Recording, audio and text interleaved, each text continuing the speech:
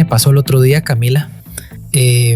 Estaba en una reunión de trabajo, 12 personas, y el jefe propone una idea que a mí me olía fatal, pero todos asintieron, todos, y yo me quedé callado.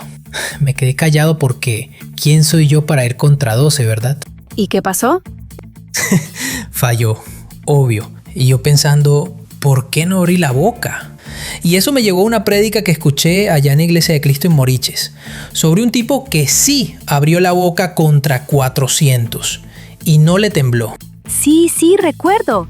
A ver, platiquemos de eso. Aprovechemos este espacio acá en Yo Converso. Sí, correcto. Mira, Micaías, hijo de Imla, un profeta que casi nadie conoce. El pastor decía que hay muchos hombres de Dios que pasan sin pena ni gloria, que no buscan fama, pero que un día nos los vamos a encontrar en la fila delante del trono. Gente que no reconoceremos, sin biografía en Wikipedia, sin podcast, pero con su galardón. Me encanta eso. ¿Y Micaías qué significa? ¿Recuerdas? ¿Quién es como Jehová? Esa pregunta solita ya te baja los humos. Y el nombre del padre, Imla, significa Dios llenará. El pastor hablaba de cómo en la escritura los nombres importan. Abraham antes era Abraham, Saraí se volvió Sara, Oseas se volvió Josué, Simón se volvió Pedro. Dios les cambiaba el nombre porque les cambiaba el destino. Eso me hace pensar en lo que le pasó a una amiga. Le pusieron Jezabel a la hija. ¡Jezabel! ¡Wow! El pastor tuvo que sentarla y decirle, hermana, está marcando a la niña con una maldición, cámbiele el nombre. Y es verdad, ¿no? Los nombres cargan algo. Exacto. Y hablando de Jezabel, su esposo, el rey Acab, reunió a 400 profetas en Primera de Reyes 22 para preguntarles si debía ir a la guerra contra Ramot de Galat. Y los 400, al unísono, le dijeron, sube rey, que Jehová la entregará en tu mano. Claro, el clásico coro de aplaudidores. Ajá. Pero Josafat, que estaba ahí, no era tonto, temía a Dios y dijo, esperen, ¿no hay aquí algún otro profeta de Jehová por el cual consultemos? Y ahí aparece Micaías. Sí, y Acab, con toda la honestidad del mundo, hay uno, Micaías, hijo de Imla, pero yo lo aborrezco. Imagínate, en público, lo aborrezco porque nunca me profetiza bien, sino solamente mal. Cierto, pero ¿cómo no se iba a oponer Micaías? Si la casa de Acab era una casa de maldición, si Jezabel mataba profetas, si los verdaderos tenían que esconderse en cuevas, ¿cómo iba a venir una palabra de aprobación de Dios sobre ese reino? Eso duele. Porque a veces queremos que Dios nos bendiga tal y como somos. Y Dios dice, no, hay condicionantes. Tienes que cambiar esto, dejar lo otro, romper esa amargura. Y a muchos no les gustan los condicionantes. No, queremos la bendición sin el trabajo. Pero el pastor puso algo que me hizo reír. Hablaba de los profetas de Acab, que eran tan convincentes que uno de ellos, Sedequías, se construyó cuernos de hierro. ¡Cuernos de hierro! Se los ponía en la cabeza y empezaba a hacer como que cornear a los enemigos. Así destruirás a tus opositores, decía. Y el rey, encantado. Cuernos de hierro. Es que la presión del grupo es real, Camila. El pastor citaba Proverbios 11:14, donde no hay dirección sabia caerá el pueblo, mas en la multitud de consejeros hay seguridad.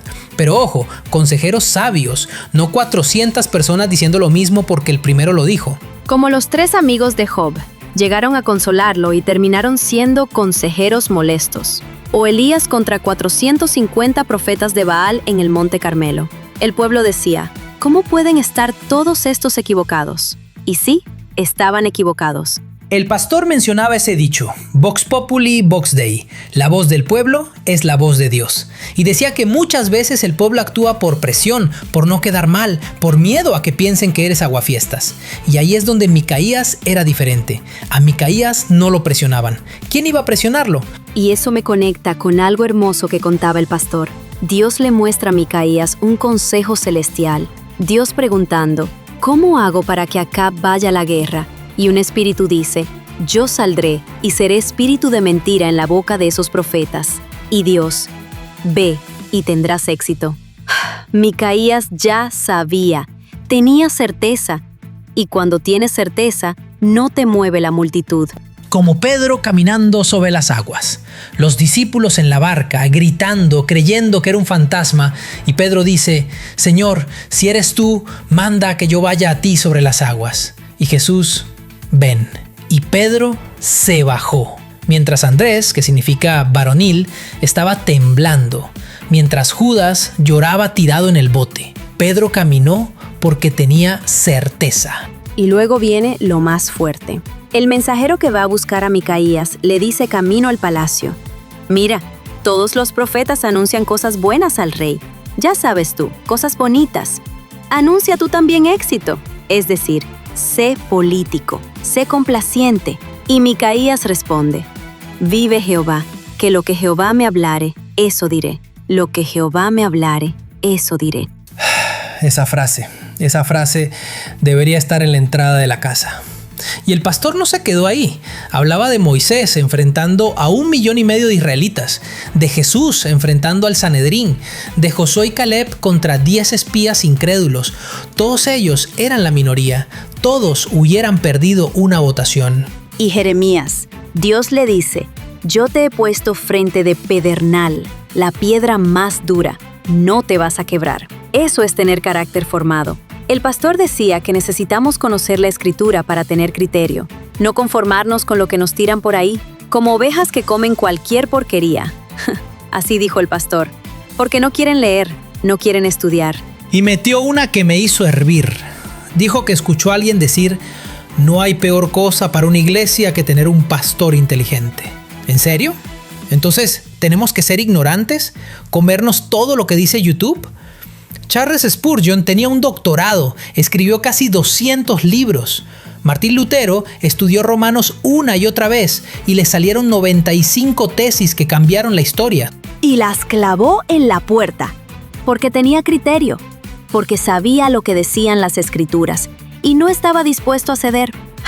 Pero el pastor también hablaba del equilibrio. Pedro tenía espada y volaba orejas, pero lloraba en el patio del sumo sacerdote. Era duro en convicción, sensible en corazón. Eso es lo difícil. Y cerró con algo que me llegó donde más duele. Hablaba de la familia, de que los primos, los tíos, los compadres, los amigos se van, te dejan. Algunos te traicionan, pero tu familia está ahí. Y a veces le damos más importancia a los de afuera que a los de adentro. Eso me hizo revisar mis prioridades. El pastor citó 2 de Pedro 1:21. Nunca la profecía fue traída por voluntad humana, sino que los santos hombres de Dios hablaron siendo inspirados por el Espíritu Santo. Necesitamos al Espíritu Santo dándonos certeza, no la voz del pueblo, no la aprobación del grupo. Así que aquí estamos, en otro episodio de Yo Converso, pensando en Micaías, el tipo que nadie conocía, que el rey aborrecía, que los 400 golpearon, pero que dijo la verdad, que tenía certeza, que no se dobló. Y yo me quedo con una pregunta para ti, Andrés. ¿Tienes algo en tu vida por lo que estés dispuesto a quedar solo? Algo en lo que Dios te haya hablado, y aunque todos digan lo contrario, tú digas: vive Jehová, que lo que Él me dijo, eso diré. Me quedé callado en una reunión de trabajo, Camila, pero hoy creo que hablaría. Nos vemos en el siguiente episodio de Yo Converso. Que el Señor te dé certeza. Chao, Andrés. Chao a todos.